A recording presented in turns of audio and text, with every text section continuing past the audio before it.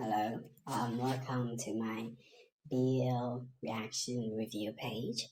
Uh, I'm basically starting this account because I usually tweet my opinions on Twitter, but I feel like I need somewhere else to basically rant about these stories and about what I felt when watching them, all that ABCD, right?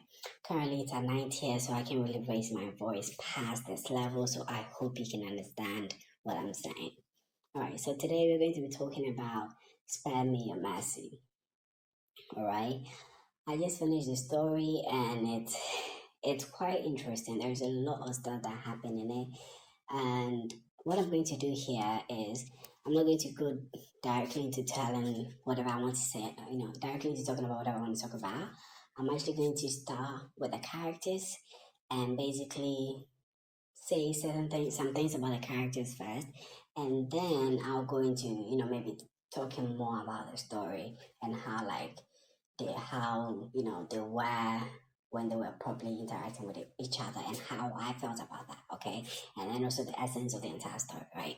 And again, that's like my first time doing this, so it's probably going to be a little bit all over the place. But as I do more reactions to more BLs and stuff, I'll probably find a routine or a structure that works for me or that is best. But for now, this is how it's going to be. So just think of this as a long ass rant about this series. All right. So I've watched the entire 8 episode, and so far I would say this is it's good. It's a good series. He had a good point.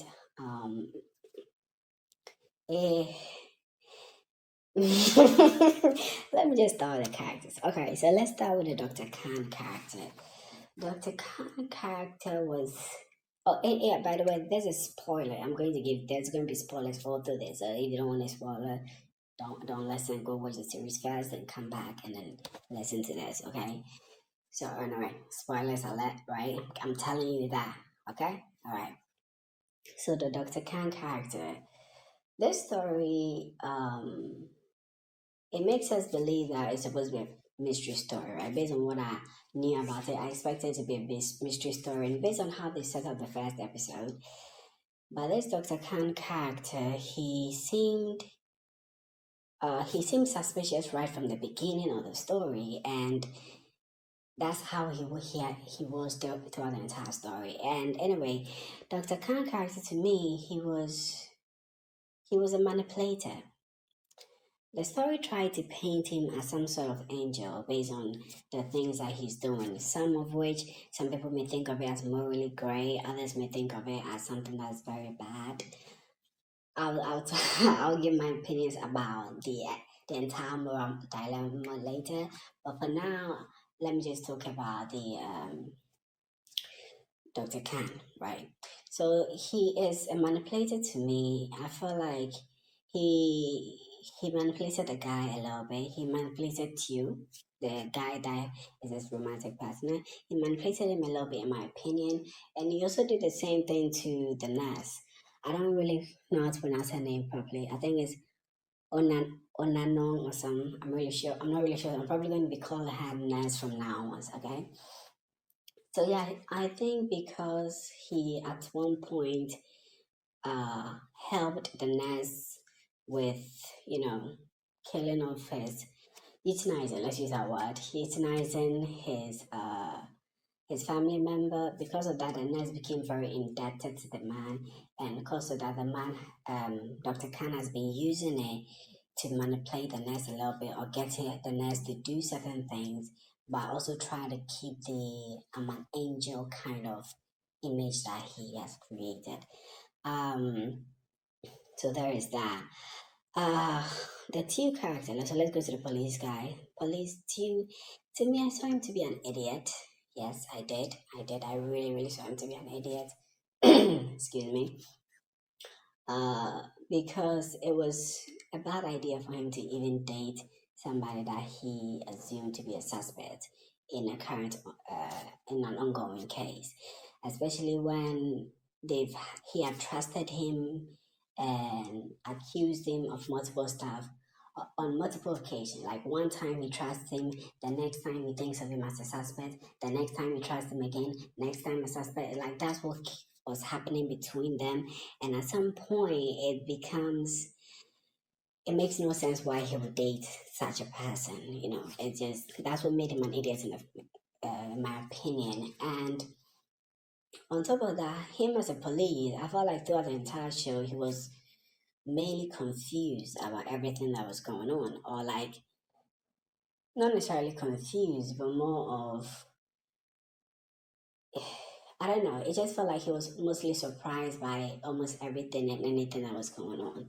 And it was, it made the police look like they were not capable of the mystery in the story. It just, for some reason, and that's another thing about this story, the story resolved itself. I felt like the police did not do much in finding out who did this or who did that. That at the end of the day, the story just kind of resolved itself. The police did not feel like any huge help in any way whatsoever. Right. So anyway, yeah, we're talking about him. Now let's talk about the nurse. The nurse, we already talked about her a little bit, that she's a bit of a helper to the doctor, and she she helps the doctor do a lot of this euthanization stuff. So we've already said that. Now the pharmacist, I love that guy, boss. I love him. I love his vibe and everything. Um, he, in comparison to the doctor, Dr. Khan, he's a bit more misguided, or he's somebody that you would say uses a harsher method than the protagonist in this case, right? And that's what the pharmacist was like. In my opinion, he would have been able to probably help the doctor do whatever the doctor was doing if, as he said, the doctor had helped him or had taught him how to do it, because he was using a method that caused the people more pain, whereas the Dr. Khan was using a method that made the people just fall asleep into death, right? So I felt like, and at some point, their interaction, they had a little bit of an argument where the Dr. Khan tried to make it seem that what he's doing is right and what the other guy is doing is wrong. But in my opinion, it felt like they were both doing the same thing. And I know people are going to use the idea of consent to talk, but it just these people are already dying. They're terminally ill. They have maybe months or days or weeks left to live. There is nothing that they can do. At that point, asking for their consent on whether they want to die or not, it doesn't it doesn't mean anything at all. It's because they have nothing else, right? So what are you asking them of consent for? Like there's nothing they don't. It's like um a choice between an apple and like something that's very disgusting. It's obviously the person's going to choose the apple because the apple is the next best thing, right? There's not a situation where it's a choice between two great stuff. The only option is to fucking die. Ooh, I cursed. I'm not supposed to be doing that.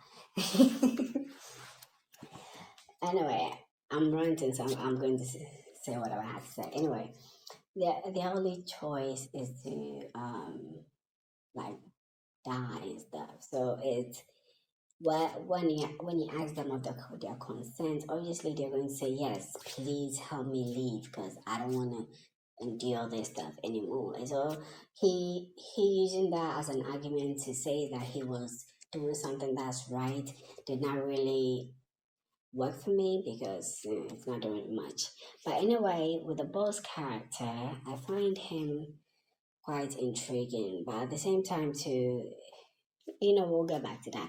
So, and for the next character, the director, some sad him. He didn't last long in the show, but he had some good points. He had some good points. He was based on the story. He was a man who just wants everybody to live.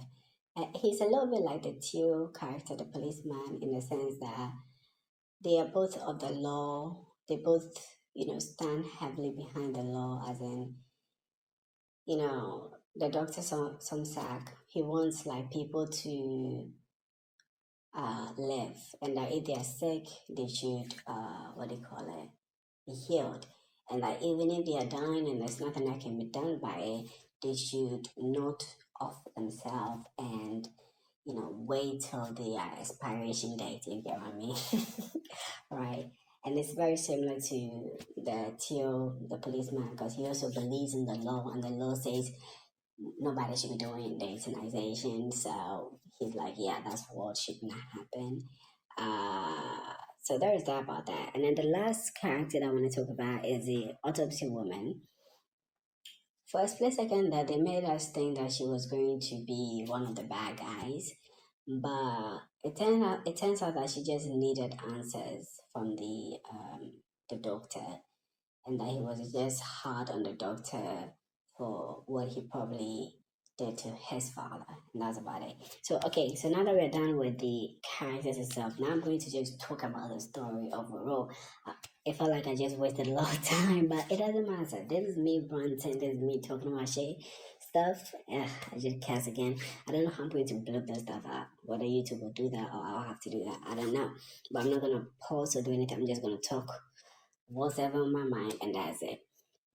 All right. So the story itself,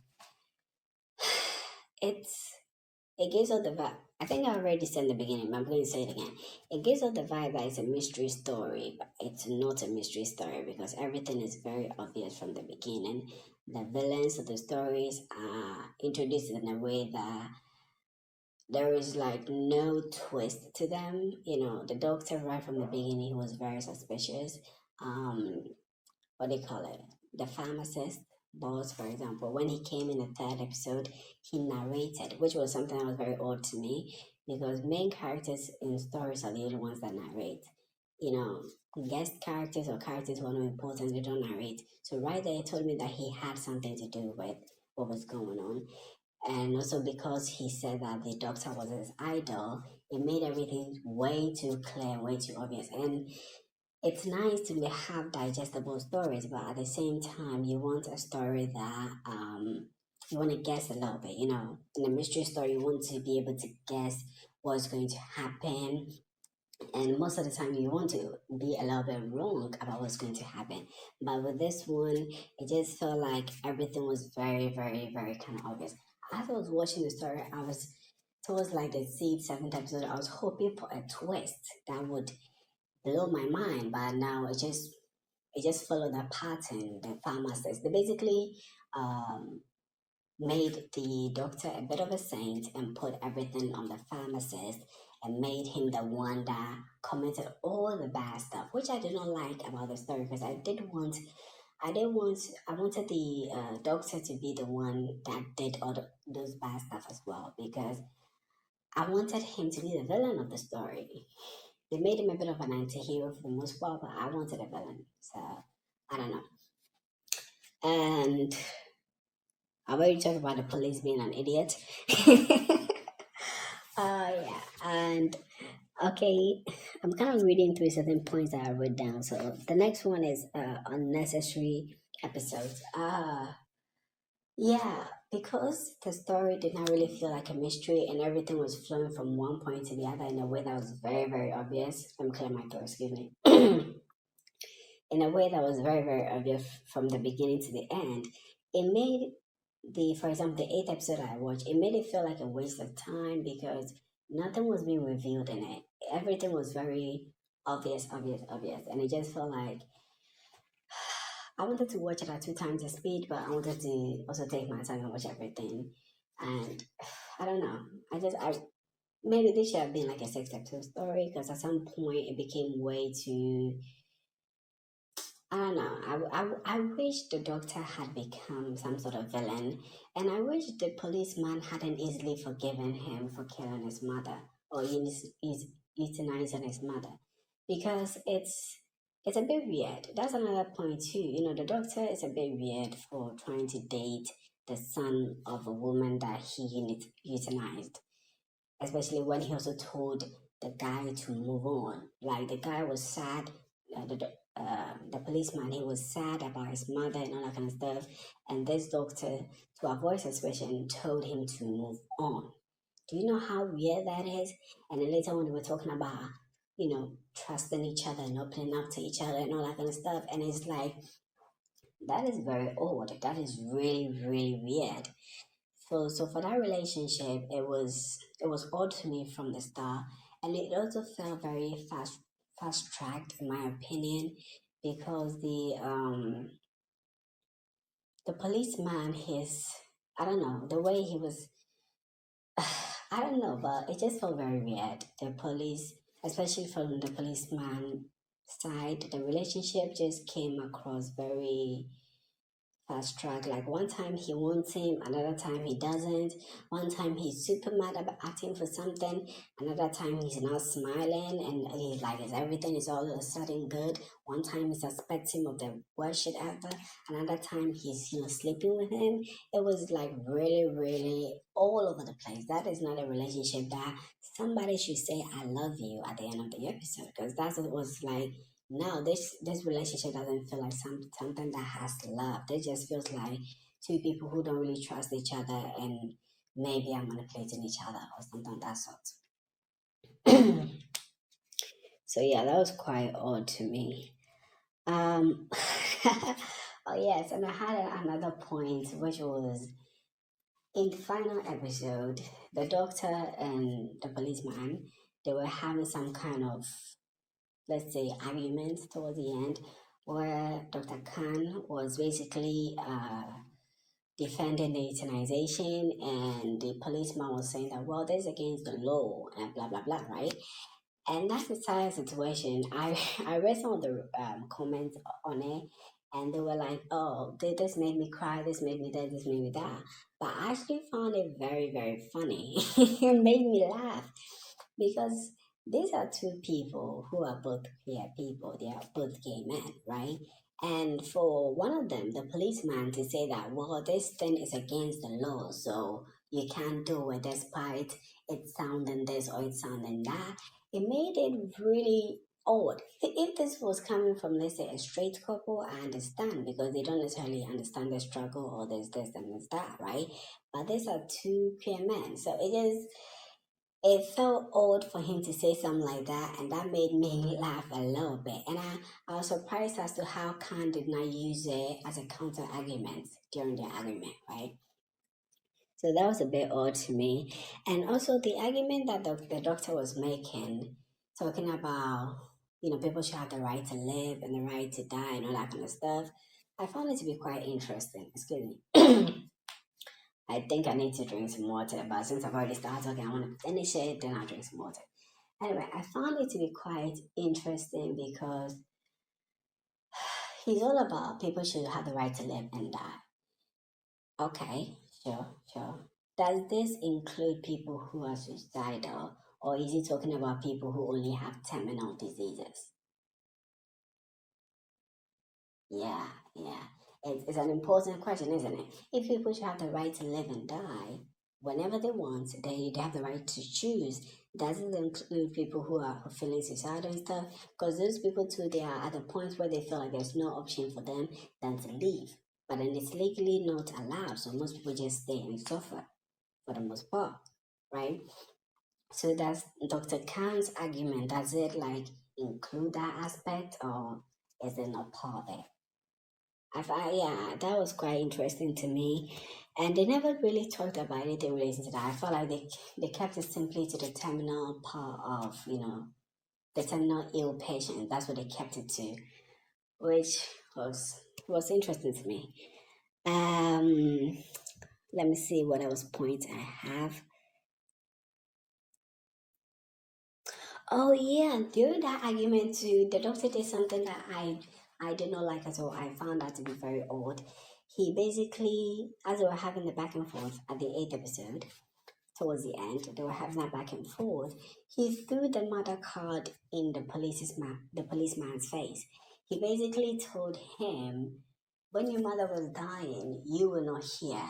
You were not here to see this, to do this, to do that." And I was like, "Bruh, no, this is not how you make your point. You're trying to make a point as to why what you're doing is morally right but legally wrong. I get that, but don't throw this mother card in the person's face. That is very, very odd, right?" And yeah, I found that to be very, very fucked up. So yeah, there is that. And oh yeah, and the final part when the story ended, the policeman, what was it? The doctor asked of, sorry, the policeman asked the doctor of his confession whether he should arrest him or not, and the doctor was yes, you can arrest me, blah blah blah, basically, right? And they were in the car and all that. I think the doctor shouldn't have said yes, arrest me, because for somebody again, for let's apply this also in another queer sense, right?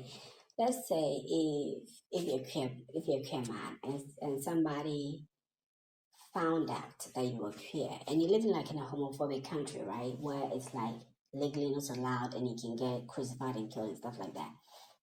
And the person found out that you're queer and then they confronted you about it and they were like, would you admit to being queer so that I would take you to the police station and they'll do the worst to you? Right? And the person was like that. Would you say yes, take me to the police station, or would you be like, no, I'm not doing that? For me, I would have been like, no, because again, from the doctor's perspective, what he's doing is morally right but legally wrong. So therefore, there is no way that he will put himself in that legally in the arms of the legal system, because that system is not going to help him in this case whatsoever. They're just going to crucify him for something that he thinks is morally right. So I found it odd that he would just choose to go with a guy and be in handcuffs, because it wouldn't make sense for anybody who thinks that he's morally right but legally wrong. They would not do that at all. So I found that to be a little bit odd that he would do that. And also, one more thing, when watching the shows, I realized with time that they were using sleeping pills on the family members of the terminally ill people that they wanted to kill. I'm talking about the doctor and the nurse, right? And I realized that it was a bit fucked up that they were doing that. Ugh, I kissed again. I realized it was a little bit wrong because I get that they're trying to, end the time of these terminally ill patients. I get that. But then giving their loved ones sleeping pills is not the right way to do it, because when these people, first of all, it's weird, right? Because as a doctor, you're giving these people something that you're not supposed to. A sleeping pill. It's odd. It's weird. It's like, don't do that at all. It's just, that's how people get raped and stuff. It's just, I've used that word. I don't know whether this will be flagged or not, but it's odd to do that. It's very, very odd. Right. So that's the first point. But the second point is that these people who had these sleeping pills and they slept and all that, by the time that they wake up and realize that whoever they loved is now dead, they're probably going to blame themselves a little bit for sleeping through the moments that maybe this patient or this loved one of them needed them, right? So imagine it was you went to bed, and unlike most days, you actually slept through the night and you wake up and the person that you're taking care of is dead. You would be a little bit, you blame yourself a little bit for why you chose to sleep through this. And this person is dead. Maybe if you were awake, you would have been able to do something, right? So I found that to be a little bit, and I think the doctor and the nurse, they were not realizing how wrong that shit is. I'm going to say whatever I want to say, right? The doctor and they were not realizing how wrong that was. But yeah, I think it just, yes, you are probably helping these terminally ill patients to kind of move on, but you're also putting some sort of trauma on the people who already are alive, especially their caretaker. So I found that to be a little bit, weird.